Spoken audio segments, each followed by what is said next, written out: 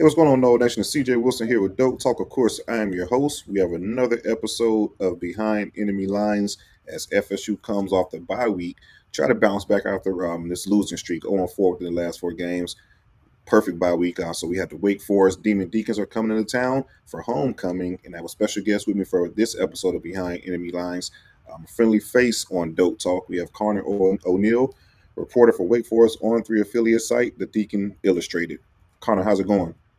Going well, CJ. Hope you're doing well. Yeah, likewise, man. Good to see you again. Yeah, good to be seen. As many teams as get added to the ACC, it's always good to pop on with somebody that you are familiar with.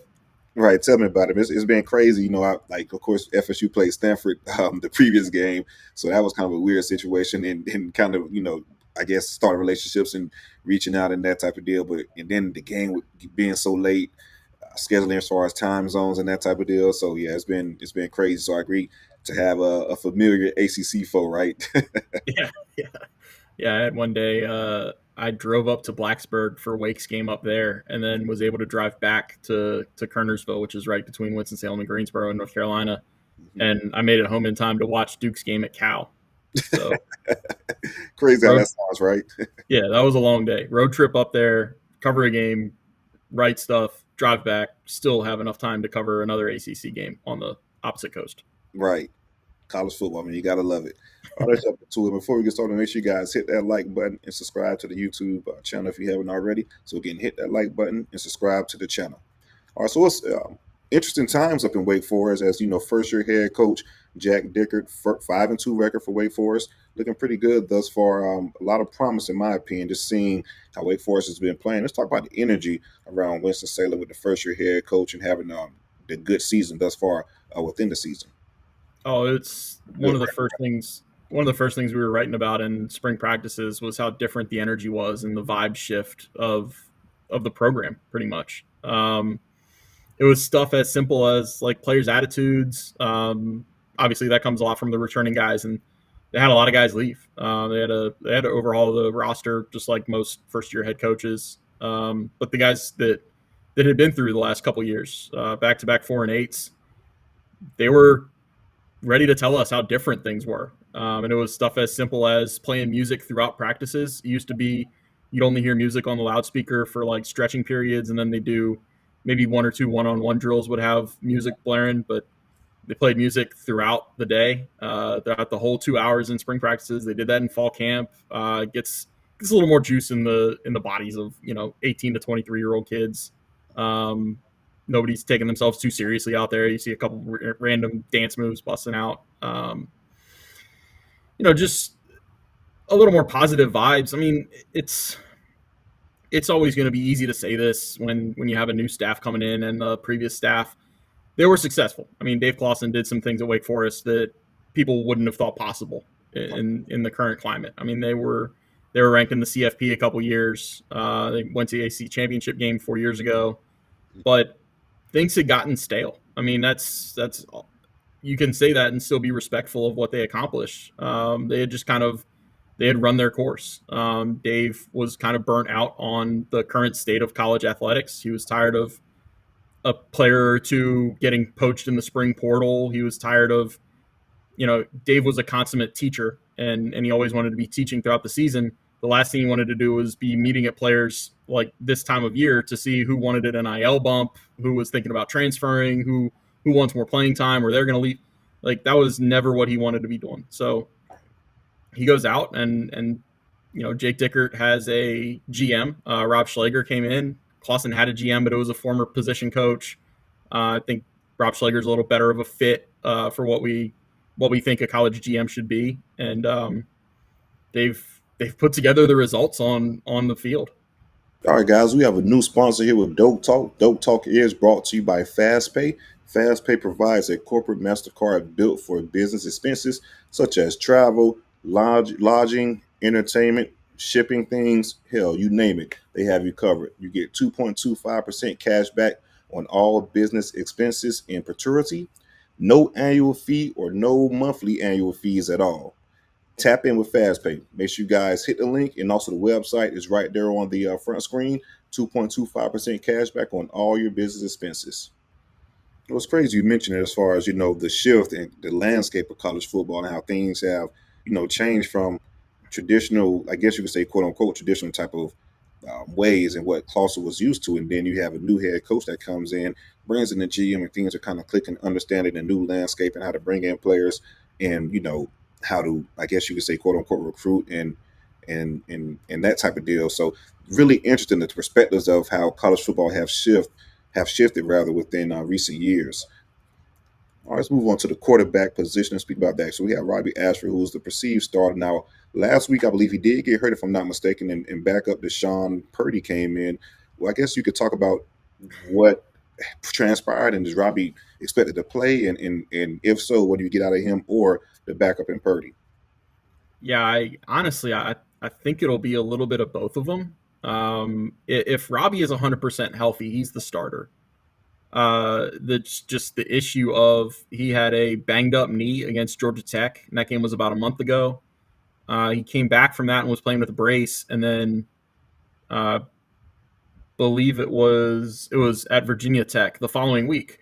He had a thumb injury on his right hand, so he missed the Oregon State game. And Deshaun Purdy comes in, throws 4 touchdowns in his first Wake Forest start. He's a sophomore who started about half the season last year for Charlotte, but that was an awful Charlotte team.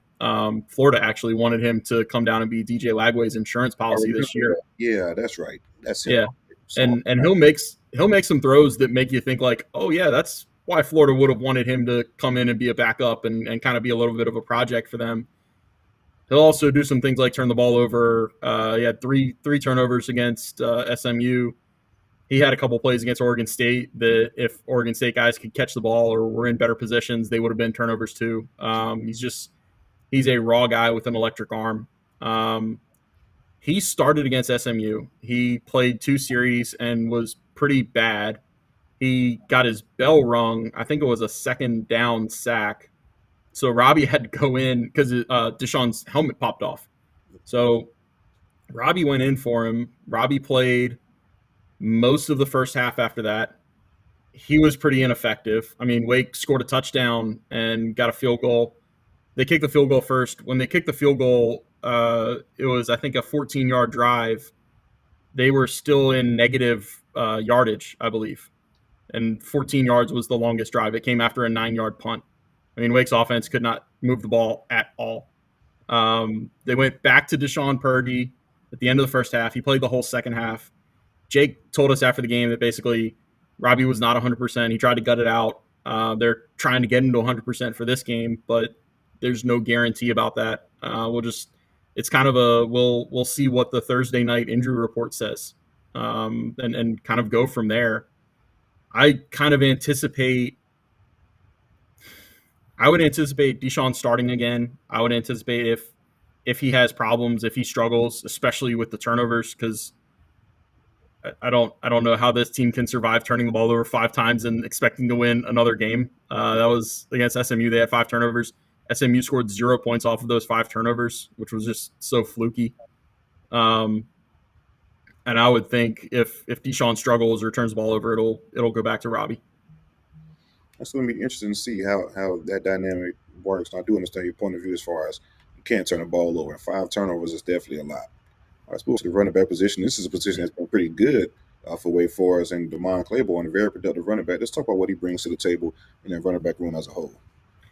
Anytime he touches the ball, he's a threat to score, and he's kind of why I think it was an NFL game I was watching where they were talking about the reason that you keep pounding the ball to running back if he's only getting 2 or 3 yards a carry is because he's always just one carry away from breaking it and going 60 yards and changing the game, and that's Demond. He did not have much success against SMU.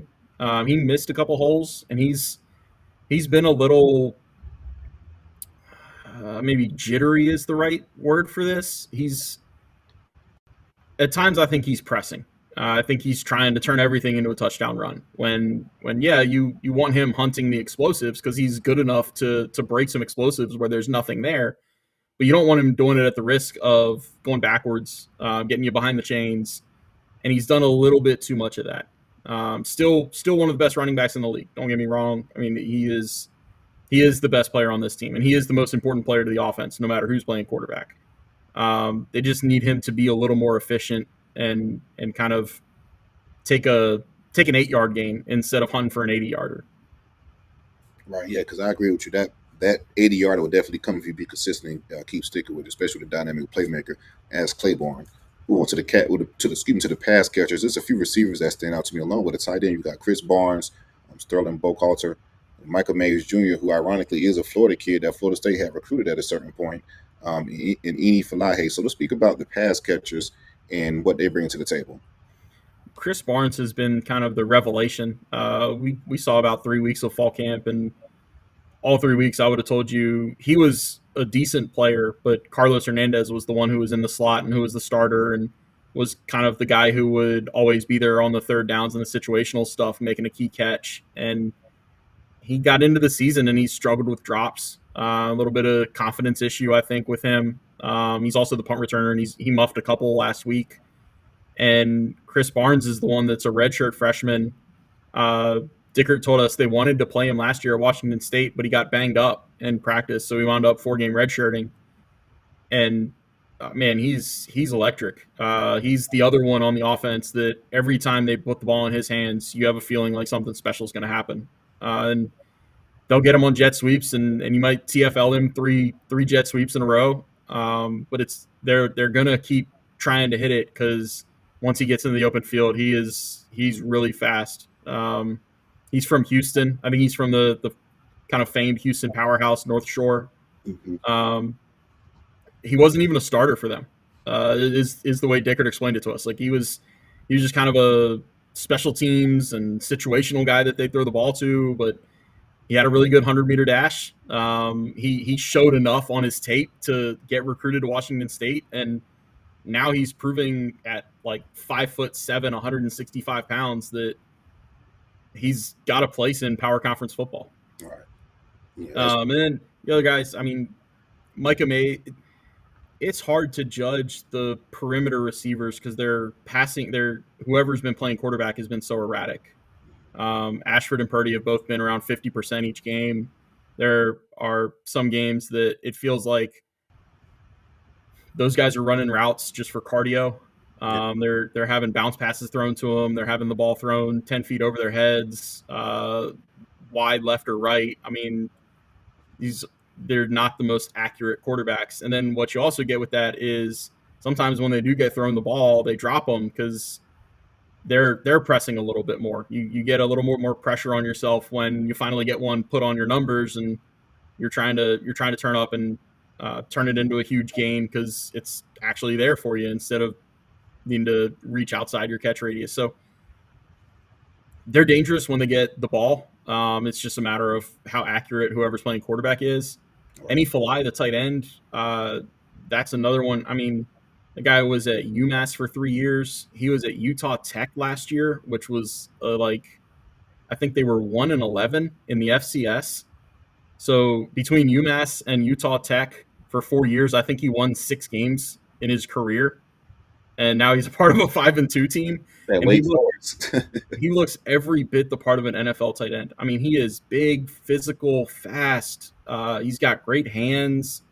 I mean, they struck gold in the portal with him, and they'll even admit they took him just to think they were kind of throwing numbers at the tight end position because they only had 1 or 2 scholarship tight ends in the spring. Like they had to completely overhaul the position in the spring portal, and they brought him in, and they couldn't have asked for anything better than what they've gotten from him. That sounds like a great scouting job. Really good job. Good stuff. All right, let's move on to the offensive line. Of course, all of that comes together as far as the skilled guys only if the offensive line, creates for them. So speak about the offensive line and some names to watch on that within that position group. Well, that's the position that needed the most work and the coaching change. They lost 4 starters that would have been back that all went to power conference schools. One of them went to you guys. Luke Pettibone, your center, came from Wake. Yep. And it's not like they lost these guys to necessarily bad programs. I mean, I think he was their left tackle last year. Keegan Trost went to Missouri. So they needed to bring in some not just throw numbers at offensive linemen. They needed to bring in some players up there. Melvin Siani's been a really good left tackle for him. He came from Temple. Falili Fa'amoe is their right tackle. He is a big guy from Washington State. He was most people's transfer portal rankings. He was probably the top get for Wake. It's always hard for me to like fully call him a get when he followed his coaching staff. Right. Feels like you have a little bit of an advantage over anybody else that's in the portal searching for a lineman when you're doing that. They brought in Devin Kalani from Washington State. Also, he was a captain out there last year. They've been good up front. They've had a lot of attrition and a lot of injuries. Falili missed the Oregon State game. They had a redshirt freshman, Clinton Richards, start in the season opener, but he played through the end of that game with a broken foot, and we haven't seen him since. They've kind of worn thin up front, and it's to the point now where if they lose another one or two, we're talking about maybe some true freshmen going in there on the offensive line. So they're kind of cobbling some things together up front to be successful. But if there's a weak part of the offense, it's probably up front for this team. All right, let's go ahead and move on to the defensive side of football, and we're going to stick with the trenches. And the name that sticks out to me within leading that group is Langston Hardy. So speak about that defensive line and what they bring to the table with other guys along with Langston, just the entire unit as a whole. Yeah, they feel good about rotating top 4 DNs and top 4 D tackles. They really, if you go look at the snap counts for them, nobody is above like 60% of the snaps in games, just because they're comfortable rotating them in and out. It's the gamesmanship of substitutions, right? So the offense subs, and you'll almost always see Wake sub out their DTs for the other two that are on the sideline, and they could have just subbed on the previous play. They're really not worried about losing anything when they go to options 3 and 4, because they look at everybody as the same level, and that's why Wake has been able to put together some good defensive second halves, because those guys aren't worn down at the end of the game. They haven't played 50 snaps already. Langston Hardy has been a great addition from UConn. He's the son of Kevin Hardy, the former NFL linebacker. His younger brother is actually at Wake and was at Wake last year. Camden. He's a Florida guy. I think he's from Jacksonville. So kind of makes sense with Kevin Hardy. Played a lot of his football with the Jags. Yep. But it's been Langston. It's been Gabe Kershke is another NFL legacy. Travis Kershke was his father. He played, I think, for the Steelers for a little bit. Newer Gatkuth came from the same school as Kershke from Colorado State. He's been a monster on the edge. He's big and lanky, like 6'5". He's only listed, I think, at like 227, but he holds up against the run better than I thought a 227 defensive end would do. Yeah. They've gotten really good stuff out of Jaden Loving and Dallas Afalava at D tackle. It's really just been it's kind of they've got 8 guys on the defensive line that they're comfortable putting in any situation. Yeah, we have a defensive line like that that's deep and fresh. It makes it easy for the linebackers, and I kind of want to transition to that position group. I've got Dylan Hazen, Aiden Hall, and Quincy Bryant, a few names that I saw from a number standpoint that stand out. Just speak about that group from what you saw from actually watching and seeing what they bring to the table and kind of complementing that deep defensive line. Yeah, so it's funny that you mentioned those 3, because those are 3 guys that have been at Wake. Hazen and Bryant are both in their 5th seasons. They've never transferred. Aiden Hall's in his junior season. He was a recruit. And that's the defensive line has a couple guys like that, but they're kind of deep down into the rotation. The linebackers in the secondary for this team, they've got a lot of guys that kind of wanted to stick around and right the ship themselves instead of transferring. And so far, I mean, they've done it. Like it's not mission accomplished with 5 games left in November, but it is, they've already exceeded their win total of the last 2 years. And so what you see from Hazen Bryant and especially Aiden Hall is having the breakout season of this team, or maybe not team, but definitely a linebacker core. They're playing so much faster. They're playing freer. Last year, cornerback was a disaster for this team, and it always felt like watching them. They'd put together some strong defensive drives, but it always break down with safeties trying to help out the corners, and then the linebackers. It was almost like their first steps were always going to be backward, Right. so you could always get 4 or 5 yards into the line of scrimmage before you had to worry about a linebacker making a play, and that's not the case anymore because this is a solid defense throughout every position group. So what you're seeing from the linebackers is they're able to kind of roam free when the defensive line takes up as much attention as they do. It, like you said, it certainly takes a lot of the off the plates of the linebackers. And you know, Hazen and Bryant, this is their last college season, so they're kind of enjoying the freedom that comes with it. Aiden Hall, for my money, is probably a all ACC player. I don't first, second, third team, whatever. He probably belongs on that list, and there's a lot of good linebackers in this conference. Right. That says a lot, definitely. All right. So my personal favorite position now, the defensive backs, and you guys have two studs back there, Nick Anderson and Devon Patterson. Has played a lot of football, and Patterson, ironically, is from Jacksonville. I know he's going to have a lot of people over for the game. So let's talk about the defensive back room within, led by those two veterans, Anderson and Patterson. Yeah, for my money, Devon Patterson looks the part of a future NFL player at this point to me. He's 6 foot 215. He plays nickel, so he's playing close to the line. He's matching up against slots and tight ends and making plays in the secondary too. He's defensive back of the week for this past week. He was all over the place against SMU. I think it was 7 tackles, 1.5 TFLs, 3 PBUs. He forced a fumble in the crazy. There were 4 turnovers in the last minute of the first half. He had one of those 4. I can't remember the order of them. I don't want to remember the order of them. I don't ever want to see football like that ever again. Right. But he had one of them. He ripped it out. He's just he is. We saw it early from him in fall camp. Like he came in his freshman year in fall camp and was like, okay, he's got it. He's going to be a player, and then that's just kind of materialized over the last couple of years. And he was, I would say, probably one of the most important players that the current coaching staff kept. Like that was a guy that when they got to Winston-Salem, they needed to make sure he was happy that he knew what his role in the defense was going to be, how he was going to be featured, and it's working out great for him. Also, right there with making sure he was not going to go anywhere else was Nick Anderson. I've called him the heartbeat of this team. Like he's a 6th-year guy in his freshman year all the way back in 2020. He was on NBC News after the 3-interception game against Virginia Tech because he was a walk-on freshman, and they carried him off the field chanting "Scully, Scully" to get Clausen to put him on scholarship, and he did get put on scholarship the following semester.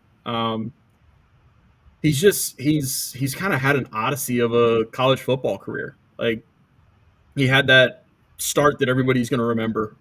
Everybody, no matter what he does at Wake Forest, he's always going to be remembered as the walk-on freshman who had 3 interceptions in the COVID year and was such a bright spot in an otherwise forgettable season.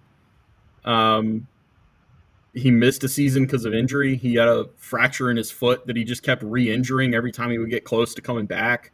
They put him at nickel, which never made sense to me because I think he'll tell you like he's not the best in one-on-one coverage. Like he is. That's not a strong suit of his game. But what they've done, they did it last year too. But what they've really done this year with him is just let him run the alley, let him get downhill, let him make plays. I think he's listed at like 5'11", 195 or 205, somewhere in that range. He plays so much bigger than his frame. I mean, he hits like a ton of bricks, and he does look like a missile sometimes. And for as long as I've been doing this, I mean, I'm 13, 14 years in as a sports reporter. I don't know if I've respected somebody more than Nick Anderson. Like he's always the guy that Wake fans want to look at and say, well, he's too slow. Why is he your starter? Or, when things were going bad the last 2 years, it was, well, if we had a better safety back there, we wouldn't give up so many explosive plays. It's like, I get it. Like he is athletically limited. He cannot overcome certain aspects of that, but he plays hard as hell. He's given everything to your university. He has bled literally for your school and your football team. And he just kind of keeps coming. And you can't help but respect a guy that does that. Yeah, a guy like that, man, gets the utmost respect from me, man. So shout out to Nick Anderson, man. Real dope story. I like that a lot. All right, Connor, let's move on to your score prediction. So give me what you feel like, how you feel like the game would go, and give me your score prediction for this one, the most interesting part of the show. I should have done more prep because I knew you were going to ask me this. I think it'll be low scoring. Um, I'll say Wake wins 16-13. Ooh, ugly game. I Game, like it. game with a lot of field goals. I said going into the SMU game, and I'll kind of say the same thing here. I think the lower scoring the game, the more it favors Wake, and I think the higher scoring the game, the more it favors Florida State. I like it. All right, so my score prediction, I think FSU is a 9.5 point favorite. Of course, I just don't see that happening. Um, Vegas has been getting killed for the last 3 or 4 games with these spreads against FSU. I think this is another one that you definitely take away for us to cover. I don't really like predicting losses, but I can see it as well. It wouldn't surprise me. It's homecoming. I'm gonna go FSU 28-27. But again, nothing would surprise me, especially with how Wake Forest has been rolling and the juice with it's something you mentioned as well too. As far as the juice with this new staff and the message kind of being stale with the old staff, I really feel like that's kind of what we're going through with FSU now with Norvell. So it's going to be interesting to see how these guys come out and respond. But nonetheless, I feel like it's going to be it could go. It's going to be a close one, or wait for us to go ahead and win and make it a very ugly homecoming for FSU. As Connor, it's always a pleasure, man. Let the people know where they can find you at. Yeah, CJ. Deacon's Illustrated is the On3 site. It's got a long address that takes too long to read, but if you just go type Wake Forest On3 or Deacon's Illustrated, it'll take you to the right place, and that's where all my work is found. All right, perfect, man. Make sure you guys go check out all the work and make sure you guys also like and subscribe to the channel. Go Noles.